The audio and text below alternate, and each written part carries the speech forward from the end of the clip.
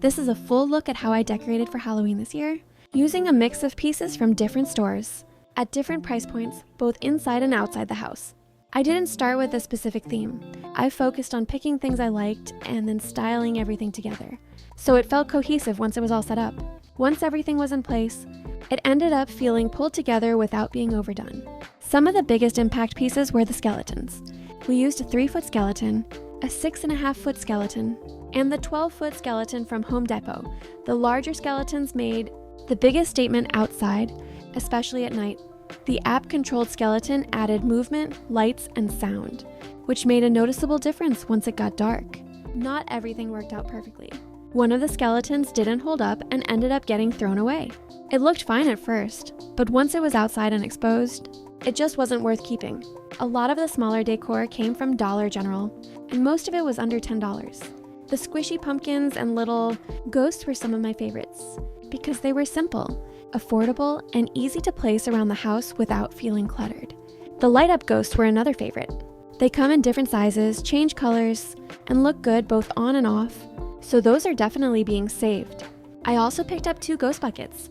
The smaller one was $10 and the larger one was $15. They work well as decor now and will be great to use again in the future. For the fireplace and shelves, I used pieces from Aldi, Marshall's, Ross, and Dollar General.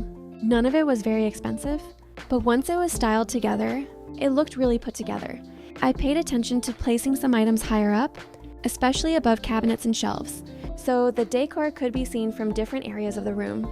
The entryway and hallway were kept pretty simple. I wanted those spaces to feel fun but not overwhelming, since they're the first areas you see when you walk in. The ghost lights from Aldi worked really well in the hallway and held up better than I expected.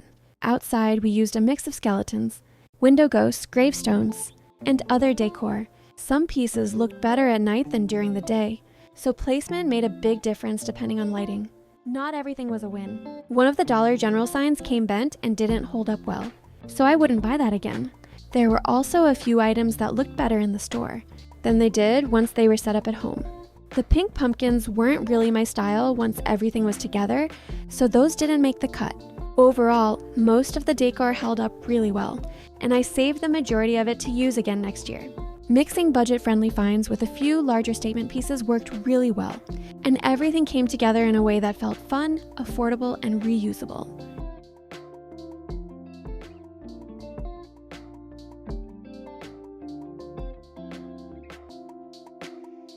So jumping in on here, these are some of the things that my wife also put together, like covering up the back door. These are like the cheapo ones, so $12 inflatable and like a $3 little aesthetic to go over the window, which helps for privacy too.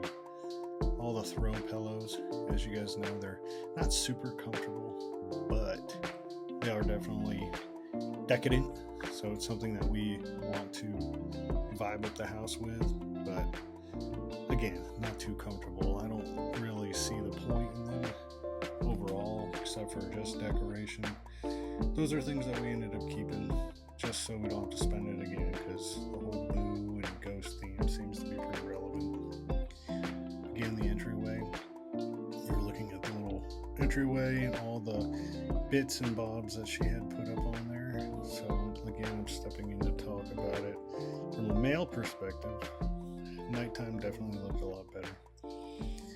More throw pillows, again, a different angle of it, but it's good to see the variations and how they outlay.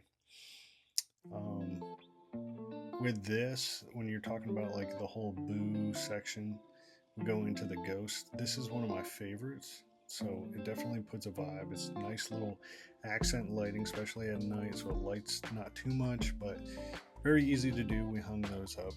The outdoor skeleton, this is my baby, 12-foot skeleton. We go ahead and we set that up with some lighting. Definitely the talk of the neighborhood, I guess you would say. So with the $300 price point, you'd want to be. And we have the little disposable kind of ghosts that are cheaper, but these skeletons are not those, right? So you're looking at $200 to $300 depending. We got these at Home Depot. I like the animatronic one. You can change the voice, you can change the eyes, you can have it say your own personal things and it moves around. So it's pretty cool whenever we come home. And all these little skeletons, like the welcome sign, and the skeleton skulls pop up, and the talking skulls. It definitely gave a huge vibe, and our son loved it. So our youngest was definitely a fan. These are things that I believe they're higher quality, except for the welcome sign. So the things on the door, like the ghost and the welcome signs, those aren't meant to be kept. Those are throwaways.